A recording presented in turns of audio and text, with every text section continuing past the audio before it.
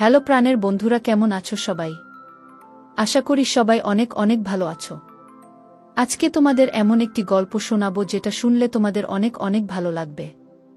তোমরা যারা আমার সাথে কথা বলতে চাও তারা চ্যানেলটি সাবস্ক্রাইব করে ভিডিওটি শেষ পর্যন্ত মনোযোগ সহকারে দেখুন। ভিডিও চলাকালীন অবস্থায় আমার নাম্বার স্ক্রিনে দিব। তাহলে চলুন শুরু করা যাক। আমার মামা যখন রাতের শিফটে কাজে থাকতেন তখন আমি আমার মামার বাড়িতে একা থাকার সুযোগ পেয়েছিলাম। মামি তখন ঘুমাচ্ছিল একটি কালো পোশাক পরে। মামির কালো পোশাকের দিকে তাকিয়ে আমি কিছুটা বিচলিত হয়ে পড়েছিলাম। তাকে অনেক সুন্দর লাগছিল, কিন্তু নিজেকে শান্ত রাখার চেষ্টা করলাম। মামার দুই মেয়ে, তাদের দেখতে অসম্ভব সুন্দর। তারা আমার বয়সী। তারা আমাকে খুবই ভালোবাসত এবং আমাদের মধ্যে বন্ধুত্বপূর্ণ সম্পর্ক ছিল। একদিন রাতে মামি আমাকে তার রুমে ডাকল। তখন বাড়িতে মামা ছিল না। আমি মামির রুমে গিয়ে দেখি মামি আর তার দুই মেয়ে সেজে গুজে আমার জন্য অপেক্ষা করছিল। আমাকে আসতে দেখেই মামি আর তার দুই মেয়ে আমাকে। বন্ধুরা, গল্পগুলো ভাল লাগলে ভিডিওটি লাইক, শেয়ার এবং চ্যানেলটি সাবস্ক্রাইব করো প্লিজ। এমন পরিস্থিতিতে একা পুরুষ হয়ে সেই বাড়িতে থাকা কিছুটা কঠিন ছিল, কারণ বাড়িতে শুধু আমি একাই পুরুষ আর তিনজন মেয়ে মানুষ ছিল। মামি এবং তার মেয়েরা বেশ গোপনীয়তার সাথে তাদের জীবন যাপন করত। তাদের রুমের দরজা প্রায় বন্ধ থাকত এবং তারা নিজেদের মধ্যে সময় কাটাত। বাইরের কারো সাথে মিশত না, বাড়িতে অন্য কোনো ছেলে ছিল না। তাই আমি চেষ্টা করতাম সবার সঙ্গে সময় কাটানোর জন্য। মামির দুই মেয়ের জীবনযাত্রার ধরন আমাকে অনেক কিছু শিখিয়েছিল। একবার মামি বলেছিলেন তারা নিজেরা সময় কাটাতে ভালোবাসে এবং নিজেদের মতো করে থাকতে পছন্দ করে। আমার মনে এক প্রশ্ন জেগেছিল, কিন্তু মামি সবসময় তা হেসে এড়িয়ে যেতেন, যেন এর পেছনে কিছু রহস্যময় ছিল। এটা আমার জন্য এক নতুন অভিজ্ঞতা ছিল। আমি প্রায়ই ভাবতাম কেন মামি দুই মেয়ে তাদের রুমে এতটা সময় কাটায় এবং বাইরের জগতের সঙ্গে কম মিশে। যখন মামা নিত্য শিফট শুরু হলো, আমি ধীরে ধীরে বুঝতে পারলাম কেন তারা ১০ বছর বয়স থেকে তাদের রুমে বেশিরভাগ সময় কাটাচ্ছে। আমি আমার পরিবারের একমাত্র ছেলে ছিলাম, আর বাড়ির বাকিরা সবাই মহিলা হওয়ায় আমাকে অনেক গুরুত্ব দেওয়া হতো। ছোটবেলা থেকে আমি অনেক কিছু শিখতে শুরু করি, আর আমার বয়সের তুলনায় বেশ পরিপক্ক ছিলাম। তাই আমাকে অনেক দায়িত্ব দেওয়া হতো যে আমাকে খুশি করত। আমার মামা যখন নতুন চাকরি পেলেন তখন তিনি খুশি হয়ে মিষ্টি নিয়ে এলো। জানালেন যে তিনি রাতের শিফটে কাজ করবেন, আর সেই সময়টাতে মামি ও তার মেয়েরা বাসায় একা থাকবে। তখন আমার উপর এক গুরুত্বপূর্ণ দায়িত্ব অর্পণ করা হলো, তাদের দেখাশোনার। আমি মামাকে আশ্বস্ত করে বললাম, চিন্তা করবেন না, আমি সব দায়িত্ব ভালোভাবে পালন করব। আমার কাজটা খুব এক কঠিন ছিল না, শুধু মামার বাড়িতে রাতে থাকা। এতে করে আমার পরিবারের সদস্যরা আমার অনেক প্রশংসা করত। সবাই জানুক যে আমি আমার মামার অনুপস্থিতিতে দায়িত্ব পালন করছি, তাই আমাকে সবাই সম্মান করত। তবে আমি জানতাম না যে এই দায়িত্ব পালন করা কতটা চ্যালেঞ্জিং হতে পারে, কারণ আমাকে তিনজন যুবতীর সঙ্গে এক ছাদের নিচে সময় কাটাতে হতো। তবুও আমি মামাকে আশ্বস্ত করে বললাম, আপনার চিন্তা নেই, আমি ঠিকভাবে সব সামলাব। আমার মা সব সময় বলতেন, সুনীল এখন বড় হয়ে গেছে। ৬ বছর বয়সে আমার কাছে অনেক বড় দায়িত্ব এসে পড়েছিল, যা আমার জন্য বেশ কঠিন মনে হতো। প্রতি সপ্তাহে মামি নিজেই আমাকে নিয়ে আসতেন, কিন্তু ধীরে ধীরে কিছু পরিবর্তন হতে শুরু করে। রাতে মামির বাড়িতে যাওয়ার কথা ভেবে আমি কিছুটা দুশ্চিন্তাগ্রস্ত হয়ে পড়তাম, কারণ পরিস্থিতি অস্বস্তিকর হতে শুরু করেছিল। যখন আমাকে রাতে থাকার জন্য মামি বাড়িতে পাঠানো হতো, আমি শুরুতে কিছুটা অস্বস্তি বোধ করতাম, কারণ সেখানে রাত কাটানো আমার পক্ষে সহজ ছিল না। আমার মা সব সময় বলতেন, তুমি পরিবারের একজন সদস্য, তোমার প্রিয়জনদের যত্ন নিতে হবে। সেই দায়িত্ব আমি মেনে নিলাম এবং আর পিছিয়ে আসতে পারলাম না। মামির বাড়িতে যাওয়ার পর আমি অনুভব করতাম যে তিনি আমাকে তার নিজের ছেলের মতো দেখতেন এবং আমাকে ভালোবাসতেন। তবে মাঝে মাঝে তার কিছু আচরণ আমাকে অস্বস্তিকর করে তুলত। তিনি প্রায় অভিযোগ করতেন যে মামা তাকে যথেষ্ট সময় দেন না এবং তার সাথে ঠিকভাবে কথা বলেন না। কিন্তু আমি এসব ব্যাপারে কখনো হস্তক্ষেপ করিনি, কারণ আমি তখনও কম বয়সী ছিলাম এবং বুঝতে পারতাম না। মামি সব সময় আমার সামনে পাতলা নাইট ড্রেস পরে আসত, যা তাকে আরও সুন্দর লাগত। জানি না কেন তিনি এমনটা করেন। আর তার মেয়েরা তো আরও শর্ট ড্রেস পরে বাড়িতে ঘোরাফেরা করে, যা আমাকে অস্বস্তিতে ফেলে দিত। মামির সাথে আমার সম্পর্ক ভালো ছিল, আর মা সব সময় বলতেন, মামির বাড়িতে ঘুমাতে যাও, সবার খেয়াল রেখো। আমি তখন এই দায়িত্ব নিয়ে মামির বাড়িতে যেতাম। মামি হাসতে হাসতে বলতেন, আমাদের বাড়িতে বালিশের অভাব নেই, তুমি তোমার বালিশ নিয়ে এসো না। আমি হাসি মুখে বলতাম, আমি আমার বালিশেই ভালো ঘুমাই। বয়সের কারণে তখন অনেক কিছুই বুঝতে পারতাম না, কিন্তু ধীরে ধীরে যখন বড় হতে লাগলাম মামির বাড়িতে কিছু অদ্ভুত বিষয় লক্ষ্য করতাম। মাঝে মাঝে রাতের বেলায় কিছু শব্দ শুনতাম যা আমার ঘুমের ব্যাঘাত ঘটাত। আমি ভাবতাম এই শব্দগুলোর পেছনে কি কারণ থাকতে পারে, মামাও তো বাড়িতে নাই। তাই আমি কোনো সিদ্ধান্তে পৌঁছতে পারতাম না। মামার বাড়ি আমার জন্য এক ধরনের অদ্ভুত ও অস্বস্তিকর পরিবেশ সৃষ্টি করেছিল, যেখানে শান্তিতে থাকা আমার পক্ষে কঠিন ছিল। তার মধ্যে আবার মামি আর তার 2 মেয়ে আমার পিছনে লেগেই আছে। যাই হোক, আমি মামির বাড়ির কিছু অদ্ভুত আওয়াজ শুনে কৌতূহলী হয়ে পড়েছিলাম, কিন্তু আমি জানতাম যে অন্যের ব্যক্তিগত ব্যাপারে নাক গলানো উচিত নয়। তাই আমার প্রশ্নগুলো নিজের মধ্যে রেখেছিলাম এবং মামি বা তার মেয়েদের সাথে এই বিষয়ে কথা বলিনি। সত্যি বলতে মামির বাড়ির পরিবেশ আমাকে কিছুটা অস্বস্তিকর করে তুলেছিল। ছোটবেলা থেকেই আমার মা আমাদের শালীনতা এবং শালীন পোশাকের শিক্ষা দিয়েছিলেন, যা আমাদের পরিবারের একটি সাধারণ রীতি ছিল। কিন্তু মামি আর মামির মেয়েরা এসব বিষয়ে তেমন গুরুত্ব দিত না, যা আমাকে ভাবিয়েছিল।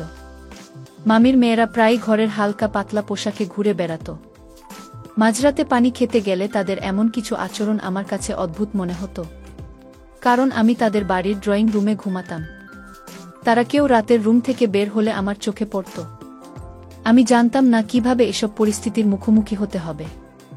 তাই যখনই তারা আমার সাথে রাতে কথা বলার চেষ্টা করত, আমি ঘুমের ভান করতাম। বয়সের কারণে তাদের এই আচরণে আমার মনে নানা রকমের আবেগ জেগে উঠত, কিন্তু আমি সেগুলো দমিয়ে রাখতাম। একদিন রাতে মামি আমাকে দুধ খেতে দিয়ে বললেন, এটা খাও, তারপর ভালোভাবে ঘুমাও। আমি দুধ খেয়ে রুমে ফিরে গেলাম, কিন্তু তখনও কিছু অদ্ভুত শব্দ শুনতে পেলাম। ফ্যান বন্ধ করে দেওয়ার পর শব্দগুলো আরও পরিষ্কারভাবে শোনা যাচ্ছিল, যা আমাকে কিছুটা বিচলিত করে তুলল। আমি ভাবতে শুরু করলাম, এখানে কি ঘটছে?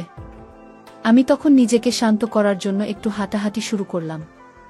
অজান্তেই আমি মামি মেয়েদের রুমের কাছে চলে এলাম এবং দরজার কাছে থেমে গেলাম। শব্দগুলো মনোযোগ দিয়ে শুনে আবার কিছুটা ভয় পেয়ে গেলাম। এই পরিস্থিতি আমাকে চিন্তায় ফেলে দিল, কিন্তু আমি বুঝতে পারছিলাম না আসলে কি হচ্ছে। তখন আমি নিজেই সিদ্ধান্ত নিলাম যে এসব নিয়ে আর চিন্তা না করে শান্ত থাকতে হবে, কারণ ঘরের ভিতরে কিছু দেখা যাচ্ছিল না।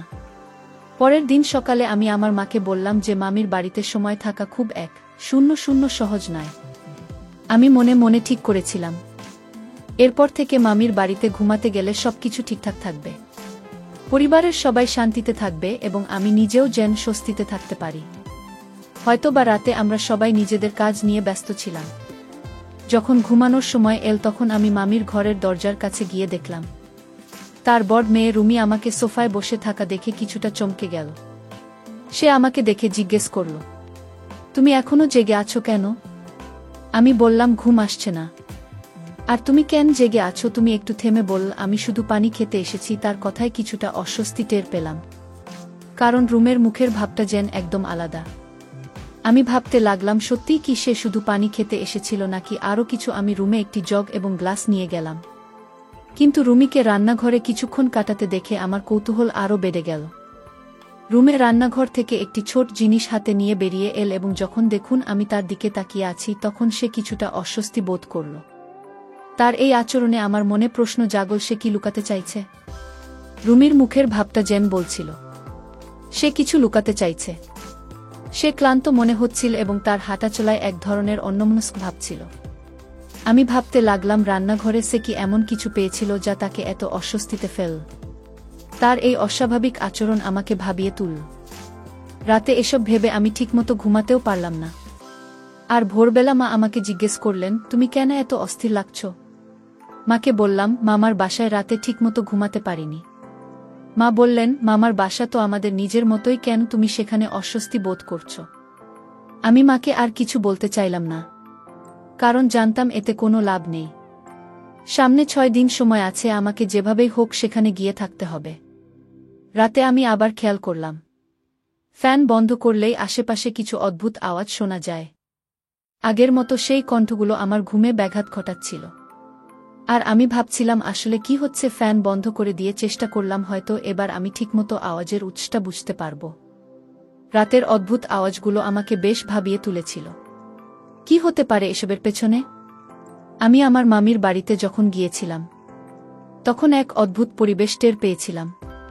কম্বল মুড়িয়ে শুয়ে থাকার সময় খেয়াল করলাম রুমি চুপচাপ। ঘরের বাইরে উকি দিয়ে দেখলাম আমি ঘুমিয়ে আছি কিনা। কিছু না বুঝেই সে সিঁড়ি ছাদে উঠল। তার এই আচরণ আমাকে কৌতূহলী করল। তার ছাদে যাওয়ার পেছনে কি কোনো বিশেষ উদ্দেশ্য ছিল নাকি আমাকে কিছু বোঝাতে চাচ্ছিল? আমি জানতাম মামির মেয়েরা যদি কিছু ভুল করে এর দায়ভার আমার উপর পড়বে। তাই ঠিক করলাম আমি সতর্ক থাকব। মামা আমাকে দায়িত্ব দিয়ে গেছেন, তাই এটা পালন করাও আমার কর্তব্য। পরের রাতে যখন রুমি আবার ছাদে গেল আমি তার পিছু নিলাম। বারান্দায় গিয়ে যা দেখলাম তা দেখে আমি চমকে উঠলাম। রুমে কিছু এক করছিল যেটা আমার নজর এড়িয়ে যাচ্ছিল না। আমি তার সামনে দাঁড়াতে সে ভয় পেয়ে গেলে এবং ছাদ থেকে তাড়াতাড়ি নেমে এল।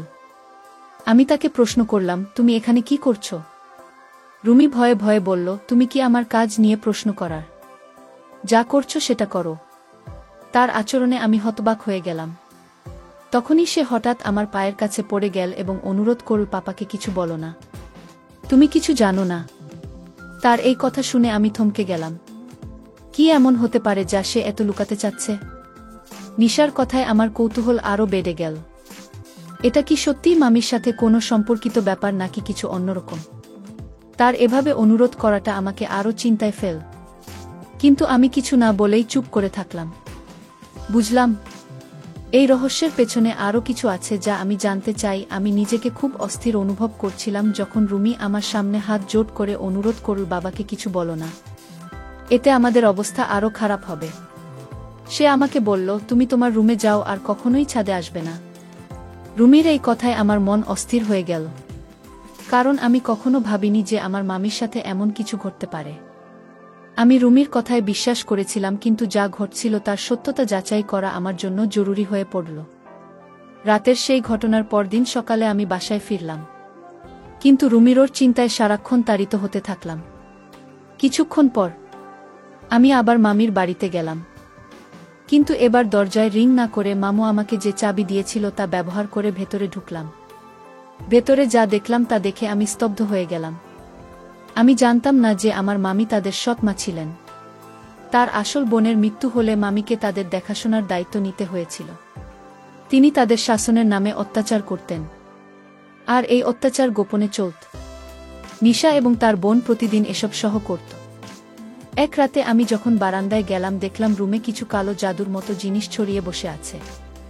আমি ভাবলাম সে হয়তো কোনো ছেলের জন্য এসব করছে, কিন্তু যখন তাকে জিজ্ঞাসা করলাম সে বলল, আমি মামি অত্যাচার থেকে মুক্তি পেতে চাই।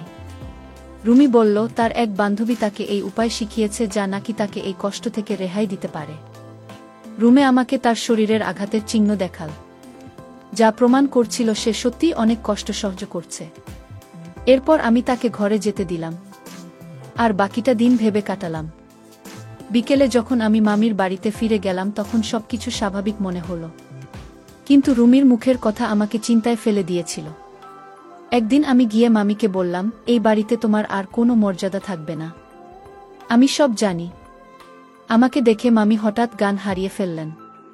তখন মেজাজ হারিয়ে চিৎকার করে বলতে লাগলেন, এই দুই মেয়ের ভার আর কতদিন বহন করব। মামি তার দুই বোনকে ধরে ঘরে নিয়ে গেলেন।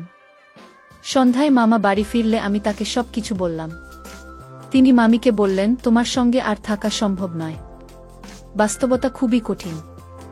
একজন সৎমা কেমন হতে পারে তা আমরা অনেকেই জানি, কিন্তু যখন তিনি এতটা নিষ্ঠুর হয়ে ওঠেন যে নিজের মেয়েদেরও নির্যাতন করেন, তখন তা সত্যিই অমানবিক। এটা আমাদের সমাজের এক কঠিন বাস্তবতা যে অনেক সময় সৎ মায়েরা প্রথম স্ত্রীর সন্তানদের সাথে অন্যায় আচরণ করেন। শিশুরা কেবলমাত্র ভালোবাসারই পিপাসু, আর এই ভালোবাসার অভাব তাদের জন্য ভীষণ ক্ষতিকর হতে পারে। জীবনের যে কোনো পরিস্থিতিতে আমাদের আবেগ ও চিন্তাভাবনা নিয়ন্ত্রণ করা উচিত এবং অন্যের ব্যক্তিগত বিষয়ে সীমা লঙ্ঘন করা উচিত নয়। কারও গোপনীয়তা বা ব্যক্তিগত সমস্যায় হস্তক্ষেপ আমাদের জন্য ক্ষতিকর হতে পারে। তাই সঠিক ও ভুলের মধ্যে পার্থক্য বুঝতে শেখা উচিত। বিশেষ করে চ্যালেঞ্জিং পরিস্থিতিতে এই গল্পটি আমাদের শেখায় কঠিন সময়ে ধৈর্য ধরে সঠিক সিদ্ধান্ত নেওয়া কতটা গুরুত্বপূর্ণ।